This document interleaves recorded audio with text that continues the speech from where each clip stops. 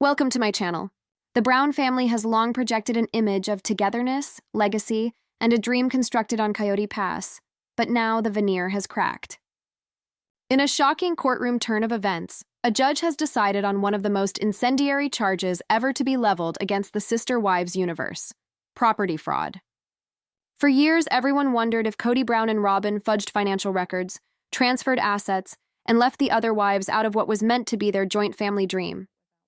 Now, with court testimony and evidence in hand, we have the ultimate verdict, and it's a game changer.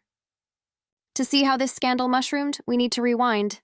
When the family left Las Vegas, they sold 4 separate homes in a community that gave each wife stability and moved to Flagstaff chasing a dream of open land and unity. That land was Coyote Pass, a sprawling property Cody convinced everyone was the promised land. He spoke endlessly about building forever homes, a community for their kids, and a new start that would last for generations. But behind those sweet words, the financial underpinnings were weak, and true control of Coyote Pass was a game of chess, one that put Christine, Janelle, and even Meri way behind. The court case uncovered that several deeds, mortgage records, and transfer documents conflicted with one another. Based on the filings, not all wives shared the same status in the ownership of the property, contrary to the guarantees on television and behind doors. Janelle, who invested her savings in the land with dreams of finally setting up home, was put on the sidelines when proof emerged that some parcels had been altered, retitled, or even borrowed against without her complete permission. Christine, who had long departed Cody and established a new life in Utah, testified in writings and affidavits that she never received her equitable share of the profits from her investment.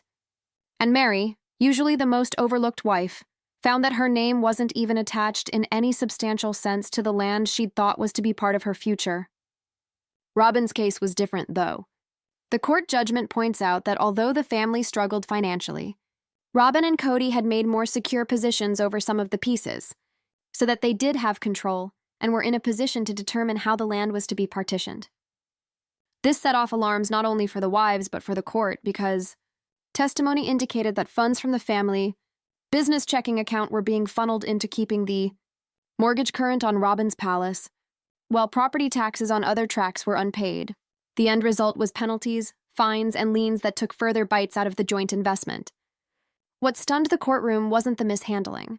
It was the intentional concealment. From witness testimony, Cody kept telling his wives they were broke, that the land couldn't proceed without greater sacrifice, and that they all needed to be patient. Yet simultaneously, evidence that was submitted indicated he and Robyn were taking on more credit lines, were paying off private debts, and covering their own financial interests by sacrificing Christine, Janelle, and Meri. The words of the judge were unequivocal. In the final decision, the court characterized Cody's management of the property as deceptive, preferential, and tantamount to fraudulent. Although the judge refrained from characterizing it as outright criminal fraud, the ruling determined that Cody and Robyn had conducted themselves in bad faith, pretending away the financial reality to the other wives and keeping from them an equal share in the property they had invested years of their lives in.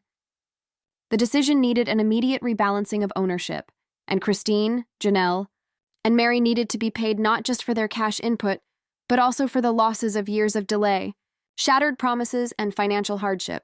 For the wives who had long doubted Cody's leadership, this was vindication. Christine had complained for years that Cody's vision was unrealistic, ego-based, and financially catastrophic. Janelle, always the practical one, fretted about taxes, mortgages, and planning, but was brushed aside as negative. And Meri, repeatedly left in emotional limbo, grasped at being part of the family's future, and was once again betrayed. The court decision put their feelings, sacrifices, and losses into legal consideration. The most dramatic consequence is what this is going to do to Cody and Robyn. Their vision of being the last man and woman standing, the favored wife and the patriarch, is now besmirched by a court record that reveals them as manipulators, not visionaries. Cody's originally grand vision of Coyote Pass as the family's forever dynasty has been boiled down to court-ordered separations, enforced repayments, and the destruction of whatever trust was left. Robyn, who frequently protested she just wanted harmony and peace, today is complicit, her name attached to documents and transfers that enriched her while others were disadvantaged. And the judgment doesn't stop at property. It paves the way for possible future claims. If family business money was laundered, assets concealed, or favored family members privileged in the account, Christine and Janelle can seek other claims. The IRS might even become involved if discrepancies between income reported and expenses correlate with what was revealed in court. What started out as a household disagreement about property has escalated into a possible fiscal scandal with ramifications extending far beyond Flagstaff. This decision has nothing to do with money or real estate. This has to do with trust, deception, and the revelation of years of manipulation. This makes everyone watching realize the truth about the Browns household. All promises of oneness, love, and having shared aspirations now sit beside legal papers that tell a completely different tale. A tale of domination, favoritism, and dishonesty. And while the court has decided, one ominous question still lingers. If Cody and Robyn went so far to get Coyote Pass, what else could they have concealed? As the courtroom files kept unfolding, the information became even more disturbing. The money trail was complicated, with intersecting accounts, lost receipts, and mysterious transfers. Investigators reconstructed the way the money of the family moved. And at every pivotal point, the paper trail returned to Cody and Robyn. For Janelle, Christine, and Meri, the shock wasn't just that of money, but of seeing how much had been kept hidden from them all these years. Christine's evidence was one of the most powerful moments of the case. She described the many times Cody told her that the family was broke and to tuck it in, as he spun her of dreams of independence as selfish.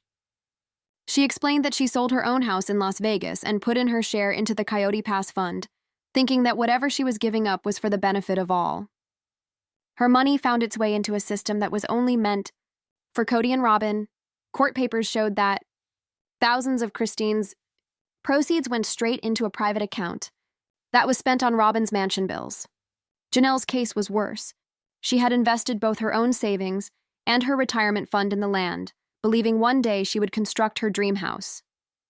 Instead, she now resided in an RV on the bare land, with no electricity, no infrastructure, and minimal chance of real construction. In court, her financial statements established her substantial contributions, but the titles and deeds revealed her name absent from major parcels. It was a discovery that left even the judge shaking his head at how one woman could give up so much and be legally bound to so little. Meri also was left blindsided. For years, she had kept herself on the periphery of the family situation, hoping that her ongoing devotion would earn her a slice of the dream. But when the deeds were scanned, it became clear that her role was symbolic at best. The deeds hardly listed her name, and what little attachment she felt she had to the property was trumped by Cody's finagling. The ruling confirmed that Meri's contributions had been undervalued, leaving her with no meaningful ownership despite years of emotional and financial investment. Meanwhile, Robyn's position became increasingly clear. Evidence showed her name tied to stronger financial protections and property rights. Even when other parcels were struggling under unpaid taxes or mortgage risks, Robyn's mansion remained prioritized. Witnesses attested that Cody called it the family home and insisted that it was essential that Robyn's house remain whole, while ignoring the houses that were attached to the other wives. It had been an arrangement that now lay revealed for what it was, a masterfully built defense for Robyn and Cody, with everyone else left open to attack. The judge's decision characterized these moves as preferential treatment intended to favor one branch of the family over the others. In simple words, Cody and Robyn had used the family's common fantasy to their advantage, distorting it into a private empire. The court fell short of charging them with a crime but imposed restitution, requiring that the land be reorganized on an even basis, with Christine, Janelle, and Meri receiving compensation. This included financial payback for lost contributions and a division of the property that finally recognized their roles. The emotional effect of the ruling was as strong as the legal one. Christine, who had long complained of Cody's favoritism, now had the affirmation of a document of law validating her right. Janelle's frustration for years was finally recognized. And Meri, who was so frequently written off as inconsequential in Cody's vision, was finally recognized by the court, albeit years too late.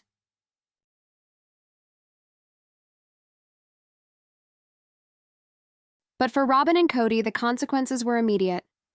Their carefully constructed story, that the property was a joint family effort, equally committed to by all, fell apart in the face of the evidence. Cody's image as the patriarch, the guy with the vision, was torn apart. Rather than being remembered as the guy who created a legacy for a family that lasted, he was now a manipulator whose choices were leaving financial and emotional devastation. Robyn also could not shake the cloud of the ruling. For decades, she claimed to only desire peace and harmony, painting herself as a reluctant player in family politics. But the court papers linked her squarely to the dividends of Cody's choices. Her house, her security, her stability, they were ensured while Christine, Janelle, and Meri suffered. To many, the ruling validated what critics long believed. Robyn wasn't merely an innocent bystander, she was a willing beneficiary. The court also questioned the family business accounts. Documents indicated Family Traditions LLC, the company that was to handle revenue from the TLC show and family ventures, was used as Cody's personal piggy bank. Significant transfers went out of that account into KNR Holdings, the private company owned by Cody and Robyn. From there, the funds were utilized for their domestic needs, business investments, and property holdings, while the other wives struggled to finance their own endeavors. This discovery might lead to more investigations. Attorneys were pondering if the IRS might look into whether or not the Browns had accurately reported their income and expenses. If funds were concealed, directed, or misstated, Cody and Robyn might be in for something beyond civil restitution. The judge's whispers in the courtroom were that this decision might be the first domino in a much bigger financial scandal poised to fall. In its wake, Christine, Janelle, and Meri were left with a sweet but bitter victory. They had gained acknowledgement, recompense, and justice. But the years of deception could not be undone. Their sacrifices had been manipulated into instruments of Cody's domination.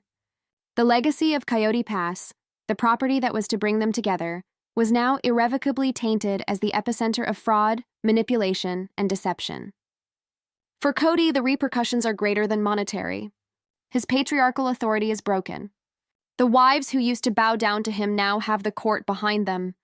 His word, once taken as gospel in the family, is now revealed as manipulation. Robyn remains with him, but their solidarity is no longer regarded as strength. It is regarded as collusion. The court ruling may have resolved the property issue, but it had torn the family apart, destroyed the reputation of its leaders, and left open the threat of more fallout. And though the court made things clear, the larger question still lingers. If Cody and Robyn managed to tamper with property records so completely, what else was hidden behind the doors? The news of financial manipulation and property fraud rocked the courtroom, but the full impact of the scandal was felt when witnesses and paperwork disclosed how planned Cody's approach had been. This wasn't loose bookkeeping or a misinterpretation of deeds.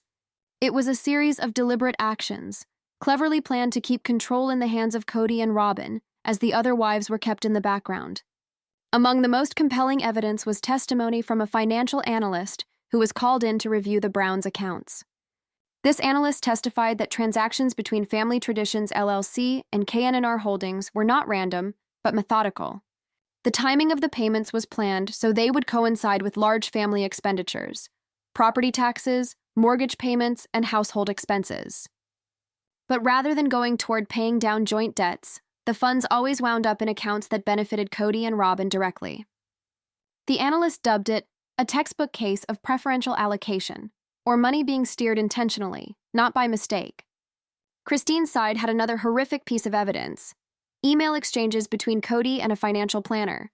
There, in those emails, Cody supposedly indicated that he was worried about maintaining control consolidated and making sure that the wives who aren't on board didn't have power. Those two euphemistic sentences were a lot darker when juxtaposed against the information that Christine had walked out.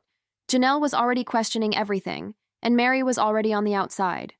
To the judge, it was a portrait of a control freak who was so desperate to keep his stranglehold that he was prepared to fudge paperwork and people alike.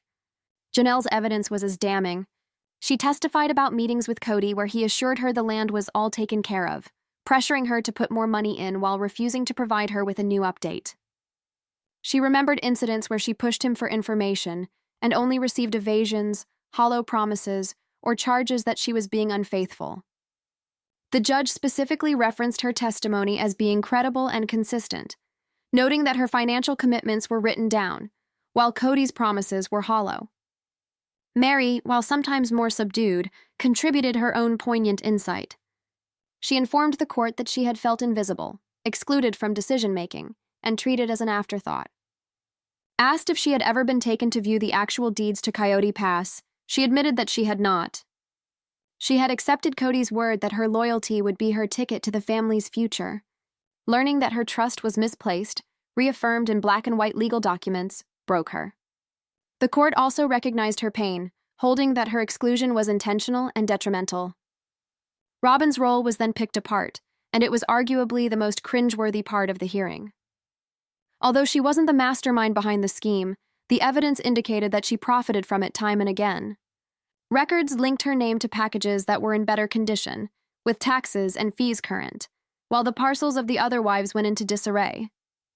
Witnesses remembered also Cody calling Robyn's mansion the anchor home, a term which now seemed a ruse for placing her ahead of everyone else.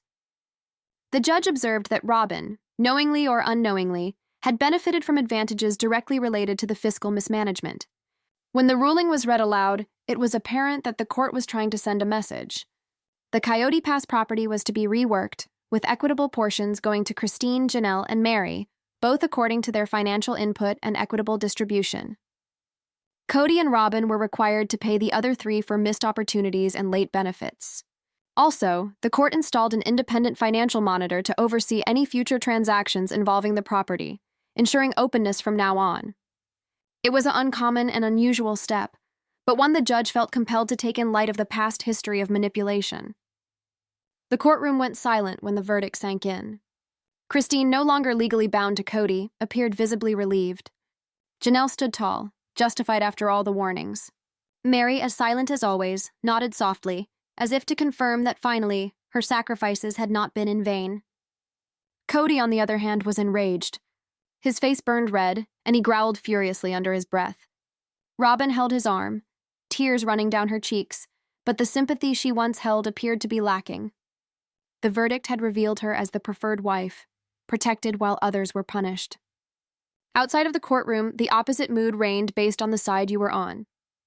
Christine, Janelle, and Meri's fans applauded, labeling the decision a win for fairness and accountability. For Cody and Robyn, silence was deafening.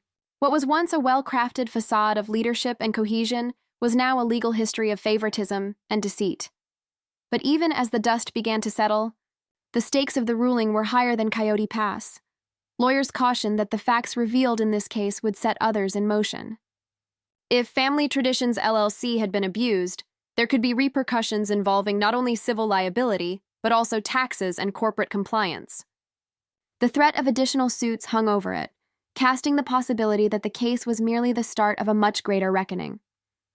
For the wives, vindication brought some closure, but also reopened wounds that would never heal. Christine had accused Cody of lying for years, and now the law had proved her right. Janelle's sacrifices were no longer invisible. They were confirmed, but the years she endured with uncertainty and financial hardship could never be remunerated.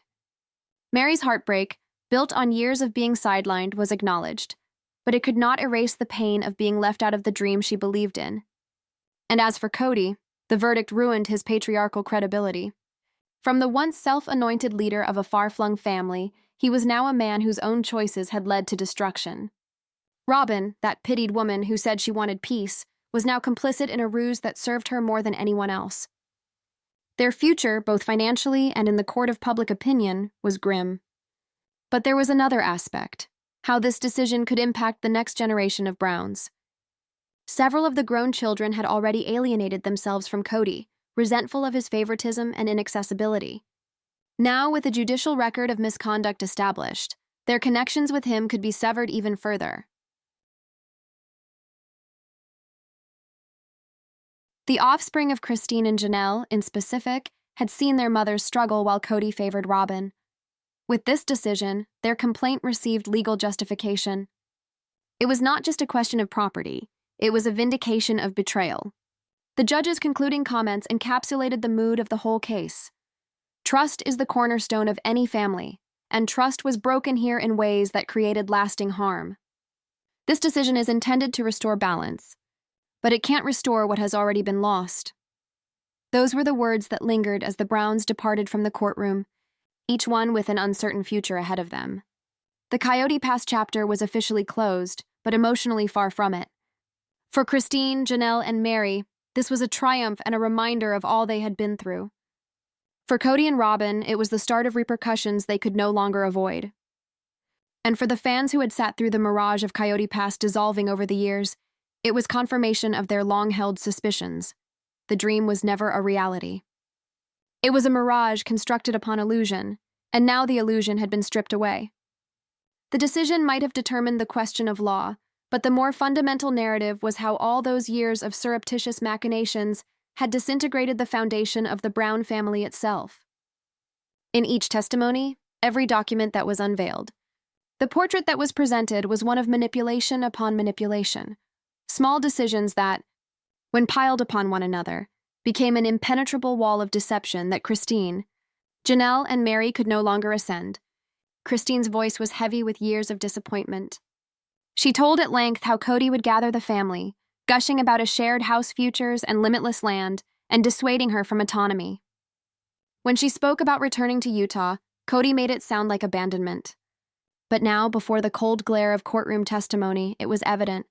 Christine had been justified in her suspicions. The promises had been smoke and mirrors, made to keep her working without ever sharing actual control. Her exit from the marriage appeared less a betrayal and more a survival tactic. Janelle's view was even more somber. Her status as the family's finance wizard had always kept her vigilant, careful, and committed to stability. Even she was victimized by Cody's ploys. She testified to how he dissuaded her from obtaining her own attorney or financial advisor to review the deeds, informing her it would be a waste of money and a sign of mistrust. Janelle confessed she had taken him at his word, not because she was gullible, but because she believed that his status as patriarch made him protective of the family. To see in black and white that her contributions were funneled away left her shaken. She called it the greatest financial betrayal of her life. Meri's testimony may not have included the financial weight of the others, but it carried emotional depth. She described years of exclusion, of watching meetings happen without her, of hearing about decisions secondhand. She informed the court that she hoped loyalty and patience would one day get her to the table. All she was left with was Cody's empty promises. The court's validation of being put to the side wasn't just a win when it came to property. It was a validation of her hurt. Meri acknowledged that viewing the deeds and books in front of them was like reading a diary of betrayal spanning decades. The records spoke for themselves. Deeds indicated that Cody and Robyn routinely paid attention to parcels under their name and ignored the rest. When property taxes were due, funds traveled into Robyn's accounts to pay them, while Christine and Janelle's parcels entered heretofore notices. Mortgage payments against Robyn's house were always on time, while family fund loans were allowed to go into default. These were not omissions. The judge recognized the intentional nature of the disbursements, calling them decisions made at the cost of equity. And it wasn't only the wives who were affected. The ripple effects reached the children, too. Court papers showed that money intended to maintain the family budgets of several families was diverted. Christine remembered instances when she had to look for ways to pay for braces for her daughters or pay for travel to family gatherings, only to find later that the money had been diverted somewhere else. Janelle testified to her sons being deprived of resources, and Cody rationalized the actions as tight finances. To those children, the judge's ruling in the courtroom vindicated what they had already known. Their futures had been offered up as a sacrifice to Cody's ideal of control. Robyn could not be omitted from the scene. She did not necessarily sign every paper, but her name was on necessary deeds, and her financial security rested directly on the diverted funds. Witnesses had referred to her as the keeper of the house, with Cody, frequently explaining to the others that Robyn's property had to be kept up because it was the safe space. The courtroom wasn't missing the irony. The safety of Robyn came at the express cost of everyone else being insecure. The court decision explicitly stated that, be it intentional or not, she had been a recipient of fraud. When the judge read out the restitution order, the weight of all those years finally shifted from Christine, Janelle, and Meri. They were being paid back for their investments, the property being reorganized to show their inputs. But the deeper meaning was not financial, it was validation. The court had spoken out loud what they had always sensed but could never prove. Cody's leadership was about control, not unity. For Cody, the verdict took away the final vestiges of his power. He had spent a lifetime positioning himself as the patriarch, the visionary, the man keeping the family together. But the court laid him bare as a manipulator who wielded trust like a bludgeon. In the succeeding days, Cody's attitude changed. Witnesses said he was nervous, fidgety, and refusing to accept the verdict. He raved about injustice, about treachery, about being cast as the villain. But it was all hollow words. The truth was louder than all his alibis. Robyn also could not escape the verdict. Her tears during the courtroom proceeding may have long ago warranted sympathy, but following the documents, they rang false. All the luxury that she had enjoyed, all the bills that she had covered, all the properties that she had retained, were now attached to the pain of the other wives. Being the favorite no longer consisted of hearsay. It was on paper and validated by a judge. The broader implications darkened with each disclosure. If Cody and Robyn had so meticulously manipulated property records, what else may have been concealed? The question hung in the air, shadowy. Rumors in legal circles circled that further probes could be on the way, particularly into the family's business records. The IRS could review whether money was abused. Civil suits might arise if the wives chose to seek damages in excess of what was ordered. The decision on Coyote Pass may have been the last installment of that specific controversy, but it had let loose an entirely new phase of scrutiny. The wives might have marched out triumphant, but even they recognized this was only the beginning. The records disclosed in court had been incriminating, but not the whole picture. The judge had made a decision on what was before him, but the entire picture was still absent. The idea that additional evidence would come forward put everyone on pins and needles. For Christine, it was justice. For Janelle, it was accountability. For Meri, it was closure. For Cody and Robyn, it was survival. And so the Brown family was on the precipice of an even larger storm. The court's decision on Coyote Pass was final but not absolute. The court had ruled fraud, but in ruling so, it had uncovered only half of the truth. The rest remained hidden in the shadows of Cody's empire, waiting to be discovered. What other secrets were buried in the Browns' financial dealings? And how long could Cody and Robyn keep them hidden before the world uncovered the full truth?